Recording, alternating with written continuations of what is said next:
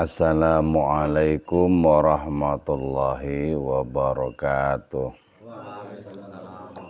Bismillahirrahmanirrahim. Hamdan wa thana'an laka ya Allah. Salatan wa salaman laka ya Habiballah wa ala alika wa ashabika ya khaira khalqillah. Laka ya Rasulullah wa li jami' man ittaba'a dinaka ya Habiballah haqiqatan min ladun Adam la yaumil qiyamah wa nakhussu khususan minhum ila hadrat Syekh Maulana Jalluddin Rumi radhiyallahu lana wa lahumul Fatihah. A'udzu billahi minasy syaithanir rajim. Bismillahirrahmanirrahim. Alhamdulillahi rabbil alamin arrahmanir rahim maliki yaumiddin.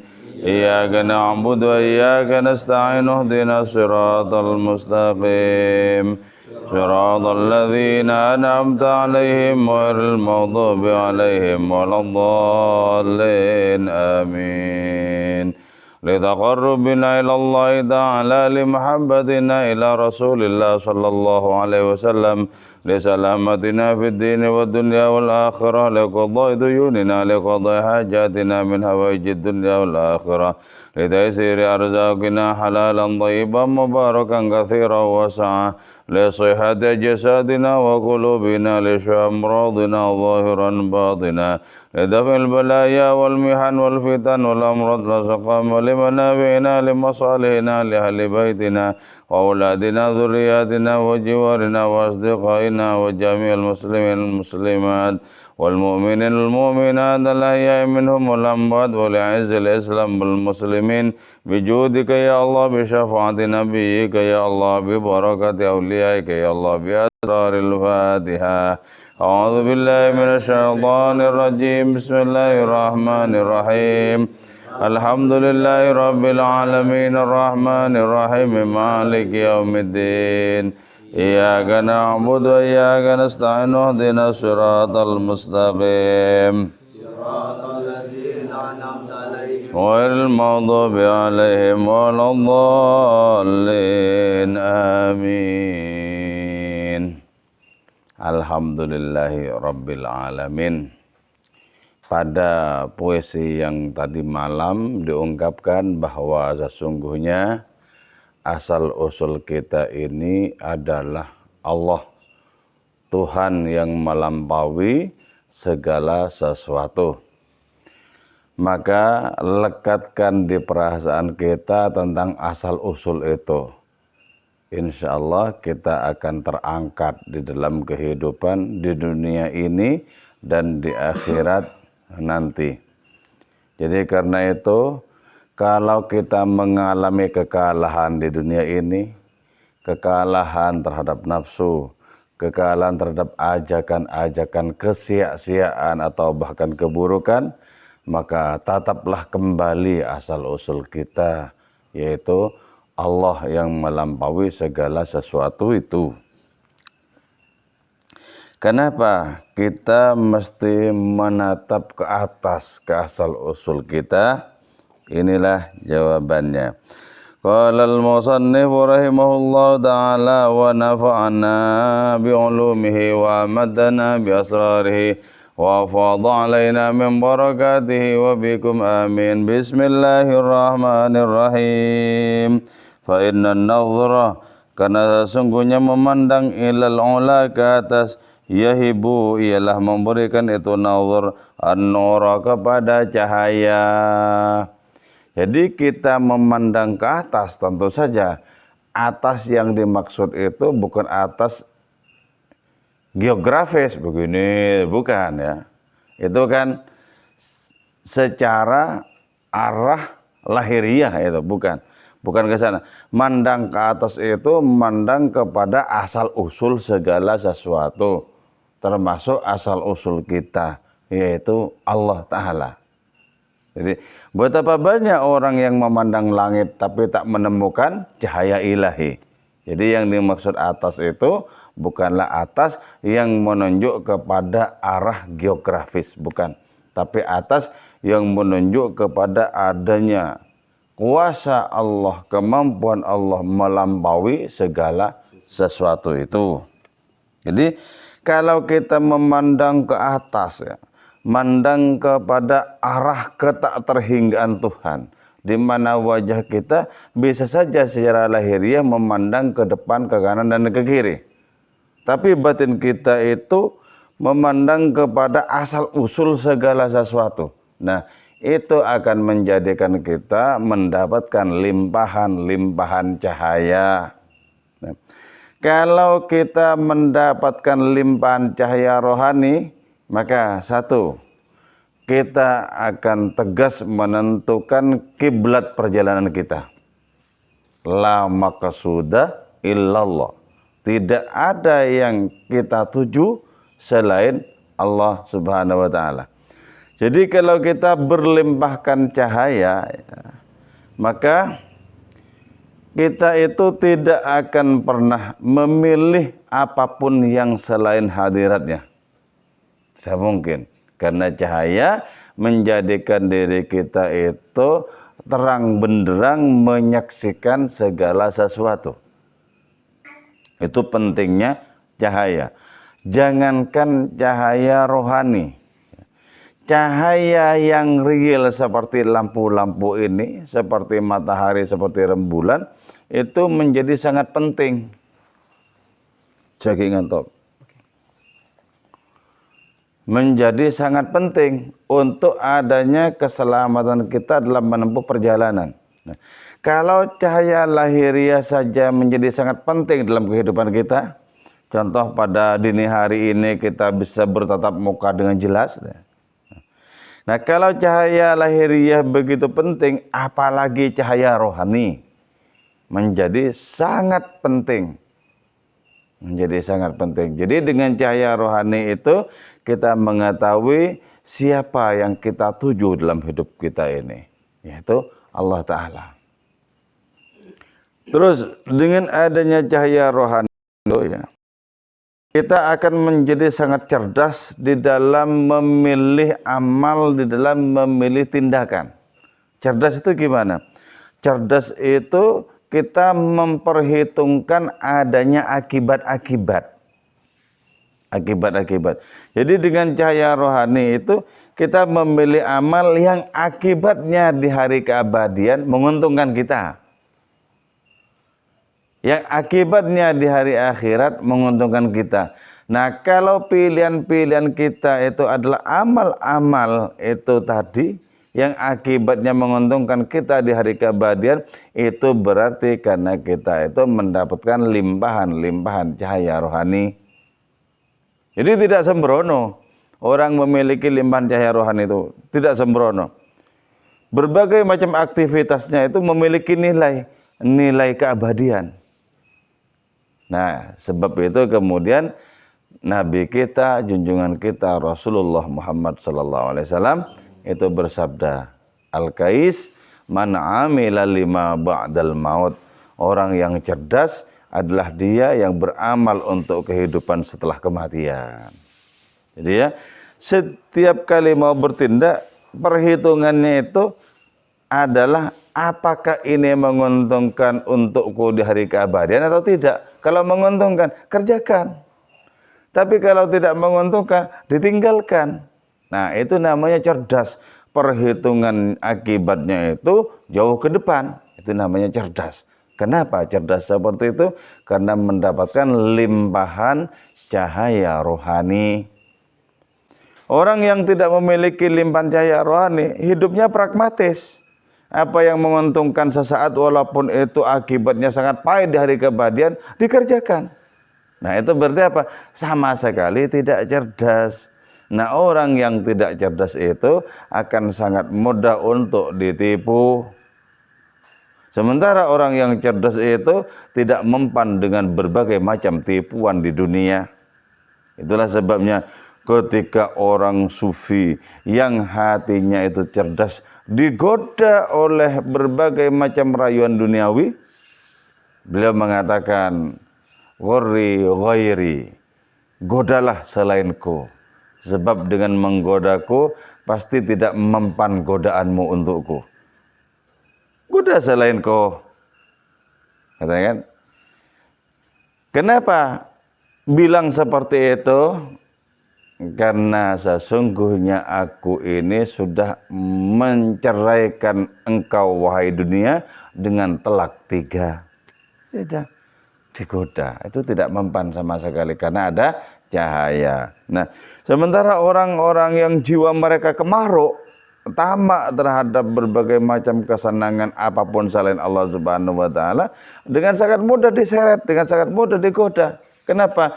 Karena sudah tidak memperhitungkan adanya dampak di hari keabadian. Jadi di sini betul kata Maulana Rumi bahwa fa innan nadhra ilal ula yahibun nur. Memandang ke atas itu menjadikan seseorang memiliki cahaya rohani, memandang ke atas itu ya. Memandang ke atas ini juga berkaitan dengan adanya martabat rohani kita sebagai manusia. Kita sebagai manusia itu adalah tuan bagi seluruh isi alam raya. Tuan.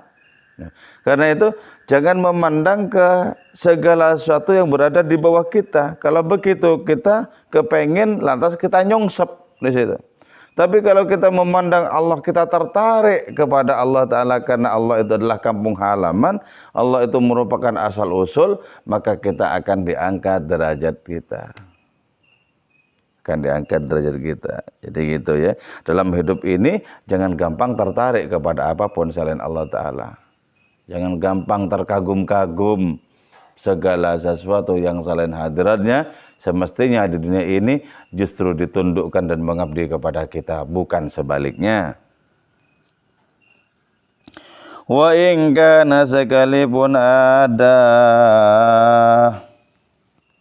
itu nazar fil bidayati pada permulaannya, yusibu menimpakan itu nazar bidawari dengan adanya pusing ajal pasti. Jadi walaupun ya memandang Allah Ta'ala itu pada awalnya tidak otomatis menjadikan kita berlimpahan cahaya, tidak otomatis.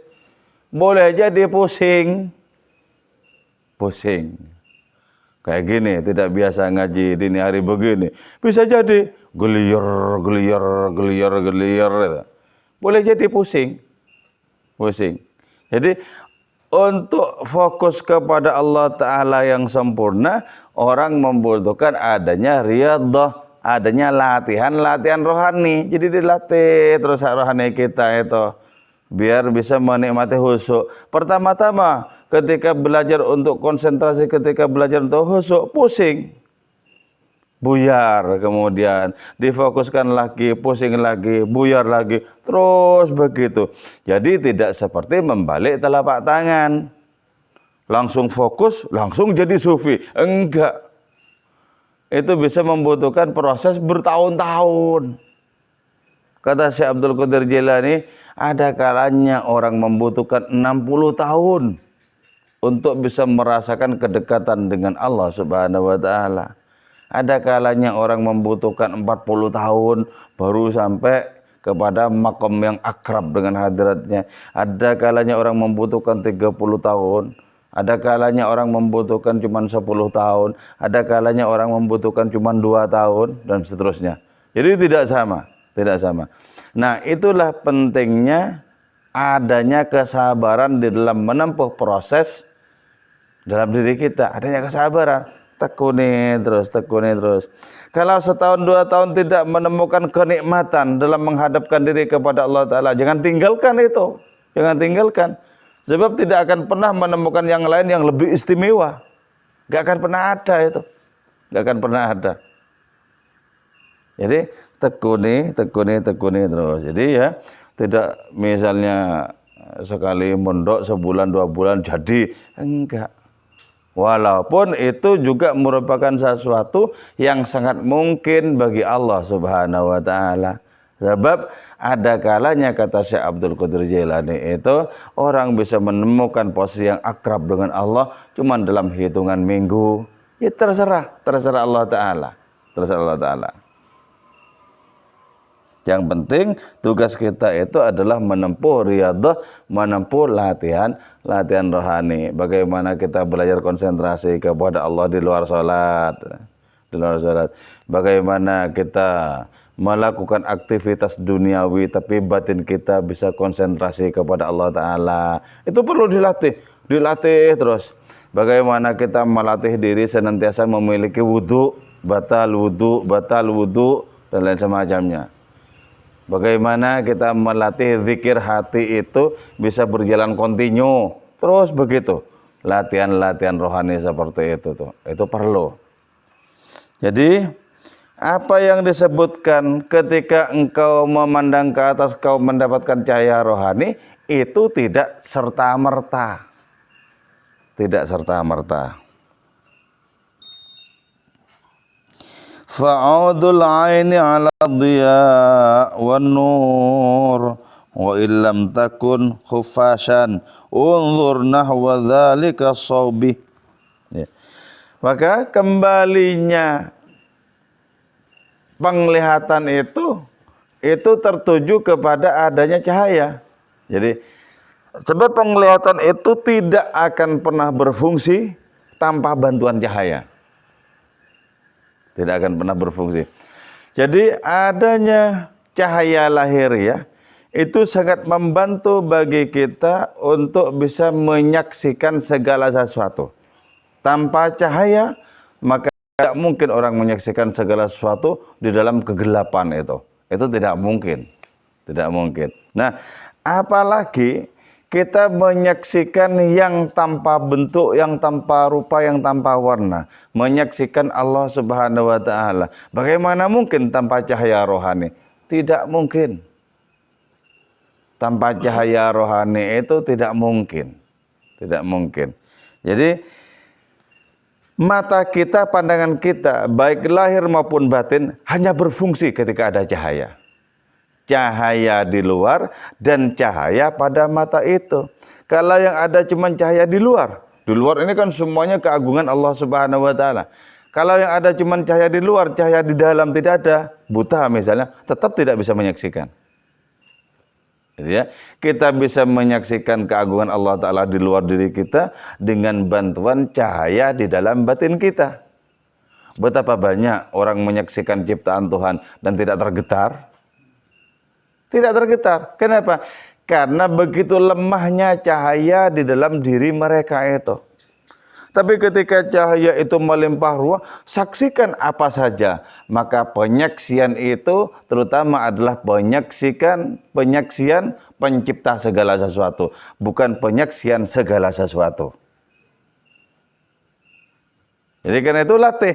Kita memandang orang lain, latih untuk menemukan Allah yang maha perupa di balik orang itu. Latih untuk menemukan asal usul orang itu ternyata sama dengan asal usul kita, Allah Ta'ala juga. Ternyata sama dengan asal usul alam semesta, Allah Ta'ala juga. Latih itu, dilatih. Nah, tanpa latihan-latihan maka kita tidak memiliki limpahan. Dan kalau tidak memiliki limpahan cahaya, maka kita tidak mungkin bisa menyaksikan pencipta segala sesuatu lewat segala sesuatu itu.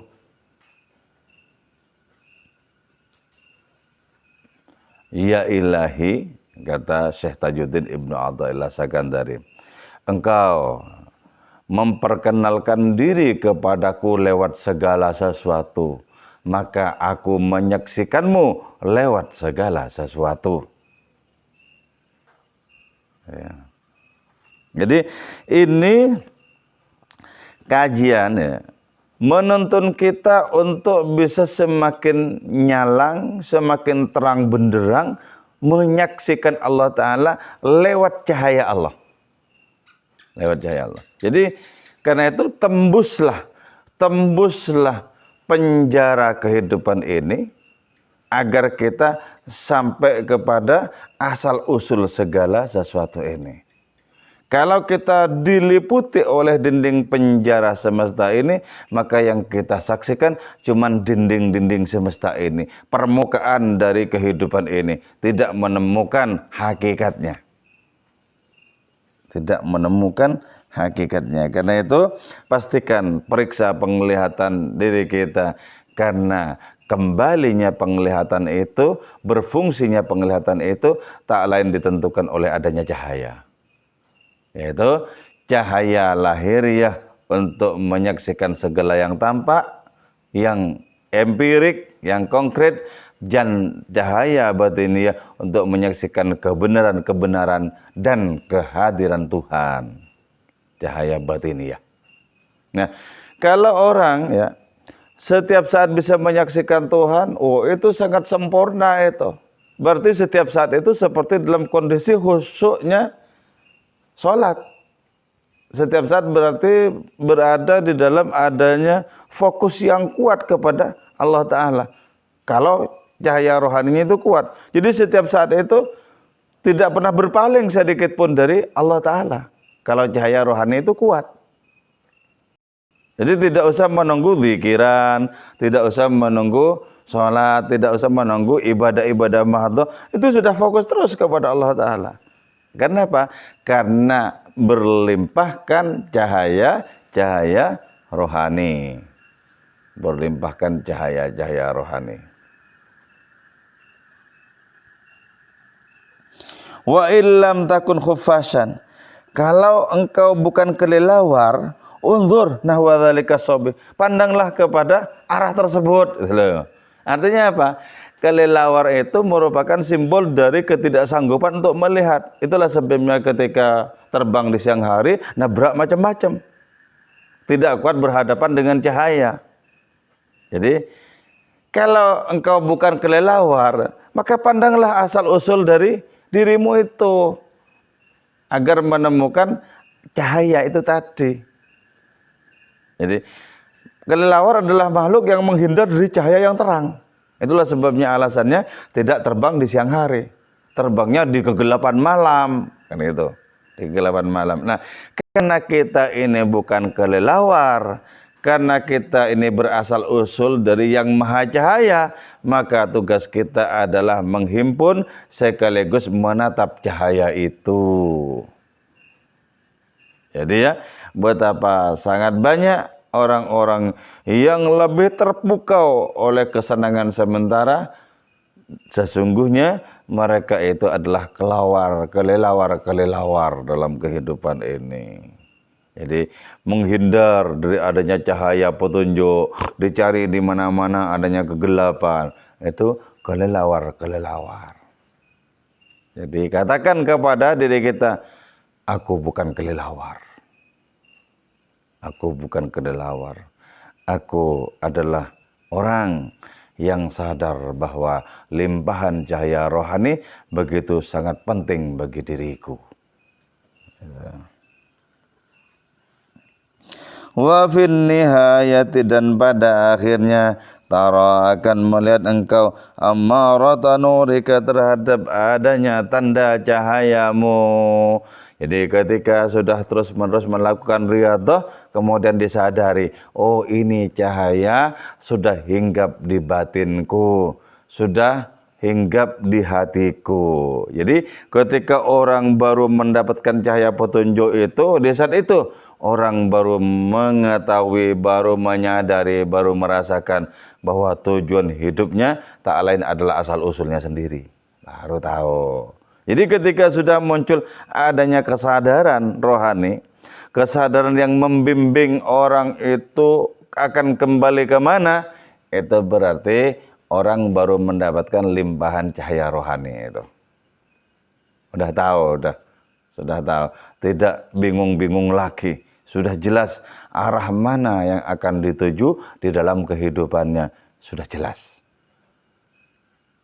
Nah, ketika sudah gamblang arah mana yang akan dituju, orang itu melangkah dengan kaki rohani dengan adanya kemantapan dan kepastian. Orang itu tidak akan termakan oleh bujuk rayu apapun untuk menyerongkan langkah-langkahnya. Tidak akan pernah termakan lagi.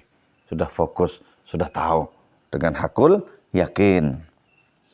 Jadi untuk bisa menemukan adanya cahaya itu ya, kita juga perlu bergabung dengan cahaya-cahaya Allah yang lain. Maksudnya apa? Maksudnya itu wong kang soleh kumpulono. Jadi berkumpul dengan orang-orang yang limpahan cahayanya jauh lebih besar ketimbang kita. Ikuti itu. Ikuti itu. Kita akan terpengaruh dengan adanya limpahan cahaya rohani itu. Terpengaruh dengan kebaikan-kebaikannya. Jadi ikuti. Ikuti. Dan itu cara yang paling efektif. Cara yang paling efektif. Jadi secara praktek langsung mengikuti petunjuk-petunjuk Allah. Mengikuti orang-orang yang merupakan cahaya Allah Ta'ala, itu jauh lebih efektif dibandingkan kita zikiran sendiri, dibandingkan dengan kita wiridan sendiri, dibandingkan dengan kita ibadah sendiri. Jauh lebih efektif kita mendekatkan diri kepada cahaya Allah yang berupa orang-orang pilihannya. Lebih efektif. Lebih efektif. Itulah ya kenapa para sahabat Nabi dalam waktu yang tidak begitu lama lantas berubah menjadi bintang gemintang petunjuk Allah Ta'ala. Ashabi kan nujum, sabda Nabi itu. Sahabat-sahabatku seperti bintang gemintang. Biayyihi muqtadaitum ihtadaitum. Dengan yang manapun dari kalangan sahabatku engkau mengikuti, maka engkau akan mendapatkan petunjuk. Jadi karena pengaruh Nabi di dalam mencahayai mereka. Pengaruh Nabi dalam mencahayai mereka. Wasyahwatu, adapun syahwat, allati anta yang adapun engkau fiha ialah berada dalam itu syahwat, hiya fil haqiqati, ialah adapun itu syahwat fil haqiqati, hakikatnya qabrun laka, ialah kuburan bagimu. Ya, kalau tadi mengikuti, memfokuskan pandangan ke atas, kita mendapatkan cahaya petunjuk, cahaya ilahi. Nah, sementara kalau kita mengikuti syahwat kita, maka ketahuilah sesungguhnya syahwat kita kepada segala sesuatu yang lain itu tak lain adalah kuburan bagi diri kita. Artinya apa? Itulah sesungguhnya tempat kehancuran itu. Tempat kehancuran. Jadi karena itu hati-hati dengan setiap keinginan yang muncul dalam diri kita. Hati-hati. Dengan keinginan yang muncul dalam diri kita itu hati-hati. Kenapa? Karena tidak setiap keinginan itu membimbing kita, membawa kita kepada kebaikan-kebaikan. Maka setiap kali muncul adanya keinginan itu, pertanyakan. Ini untuk apa? Efeknya apa? Akibatnya apa bagiku? Jadi harus dipertanyakan dulu. Kalau tidak dipertanyakan, lantas kita ikuti begitu saja, boleh jadi kita sesungguhnya itu sedang dijebak untuk memasuki kuburan kita sendiri, yaitu memasuki ruang-ruang kehancuran. Bisa jadi. Bisa jadi. Jadi karena itu tanda-tanda kita itu arif, tanda-tanda kita itu bijaksana adalah tidak setiap keinginan kita loloskan sampai betul-betul jelas akibat baiknya bagi diri kita, baru kita laksanakan. Nah, diperlihatkan adanya kebaikan saja, kebaikan akibat saja, tidak lantas kita loloskan keinginan, sebab boleh jadi apa yang disebut sebagai kebaikan itu hasil dari polasan nafsu, polesan nafsu. Jadi, misalnya kita ingin ini, pengen itu, misalnya ya. Terus di dalam diri kita ada pengajuan alasan, sebab ini baik, ini baik, ini baik. Nah, dicek dulu, baiknya itu versi nafsu atau versi akal sehat, kan gitu. Jadi, kalau baiknya versi nafsu, loh, itu juga sama menjebak diri kita. Kata kitab Burda, tugas kita adalah menggembalakan nafsu dalam kebaikan-kebaikan. Tapi kalau nafsu itu begitu sangat serius mengkonsumsi sesuatu yang seolah-olah kebaikan, falatusimi, maka jangan dibiarkan. Jadi ya, lahirianya bagus. Tapi sesungguhnya itu merupakan konsumsi, merupakan makanan dari nafsu. Misal ya, kita ke pengajian, kan bagus. Ke pengajian bagus. Senang pengajian di situ, misalnya. Itu perlu dicurigai. Ada apa kok aku senang pengajian ini, ada apa? Betul-betul karena pengajiannya atau orang-orang yang terlibat dalam pengajiannya. Jadi harus dititeni. Harus dititeni. Kenapa? Boleh jadi itu merupakan jebakan-jebakan. Itu ya tanda-tandanya orang sudah mulai bijaksana, yaitu menyeleksi berbagai macam keinginan, pantaskah diloloskan atau tidak. Nah, akal harus berfungsi secara netral, sebab ketika akal dipengaruhi oleh nafsu, akal pun juga memberikan alasan bagi adanya pembenaran nafsu. Jadi tetap hati-hati. Nah, kalau kita tidak bisa jernih memandang, ya, maka minta tolong orang yang jernih memandang. Jangan lantas diputus-putuskan sendiri. Minta tolong orang yang jernih memandang. Coba ini begini, ini bagaimana sih sebenarnya? Minta orang. Sama dengan orang yang penglihatannya itu tidak tajam, yang penglihatannya itu suram. Kemudian dalam kondisi bimbang, dia akan menempuh perjalanan itu. Jangan. Hanya ketika penglihatan kita betul-betul bersih, bahwa di depan kita itu adalah jalan yang lapang, baru kita tempuh. Kalau tidak, masih 50-50, itu jangan. Itulah sebabnya ya, di dalam dunia rohani itu perlu adanya pembimbing, biar tidak memutuskan sendiri yang seolah-olah benar ternyata meleset. Karena itu di dalam kitab-kitab tasawuf pasti ada penjelasan tentang mursyid, tentang syekh. Siapakah syekh? Adalah dia yang sudah terbebaskan dari segala egoismenya sendiri. Biarpun umurnya muda, tapi sudah terbebaskan dari egoismenya sendiri, dialah syekh, dialah penuntun, walaupun tak memiliki gelar apapun. Sementara orang yang banyak berbicara tentang perkara agama, tapi masih terkalahkan oleh nafsunya, ketahuilah, dia sesungguhnya yang beruban cuman lahiriahnya saja, batinnya adalah anak-anak itu. Jadi kedewasaan itu diukur oleh seberapa cerdas seseorang secara rohani memilih segala sesuatu. Dalam hal apa saja, termasuk memilih teman, termasuk memilih cara hidup dan lain semacamnya itu ya. Nah, itu kalau tidak dibingkai oleh adanya cahaya rohani, pasti tersaruk-saruk dalam memilih itu. Kelihatannya sudah benar, ternyata tidak. Itu ya, pentingnya apa? Pentingnya kita itu menjadi orang-orang yang senantiasa kulaan cahaya rohani. Kulaan cahaya rohani.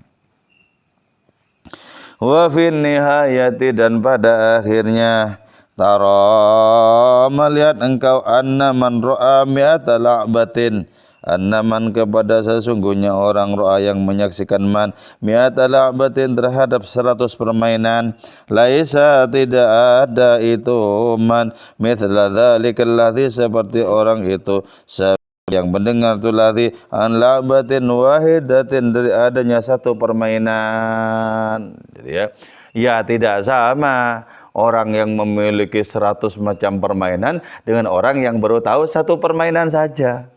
Sementara kehidupan dunia ini berlapis-lapis. Ada kalanya seolah-olah benar, ternyata tidak. Seolah-olah bijak, ternyata tidak. Itulah sebabnya penting menguasai beragam macam ilmu, penting. Orang yang memiliki berbagai macam ilmu keilahian itu ya. Nah, itu bisa melewati berbagai macam jalan, pintas di sini, serat. Jelas soalnya sudah memiliki apa? Memiliki peta tentang adanya berbagai macam perjalanan kepada Allah Subhanahu wa taala itu. Sementara orang yang baru satu yang diketahuinya, baru satu jalan yang diketahuinya, itu pun juga masih remang-remang, itu dikhawatirkan akan tergelincir.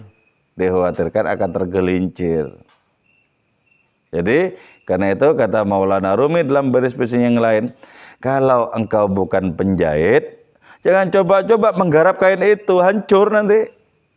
Hancur. Kau belum tahu seluk-beluknya menjahit. Engkau yang bukan perenang, yang andal, jangan coba-coba berenang di lautan kehidupan.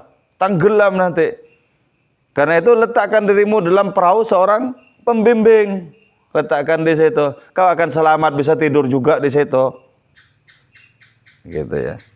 Jadi satu orang menguasai banyak permainan akan kelihatan lebih tenang, lebih lihai dibandingkan orang yang hanya menguasai satu permainan, orangnya masih gugup dan lain semacamnya.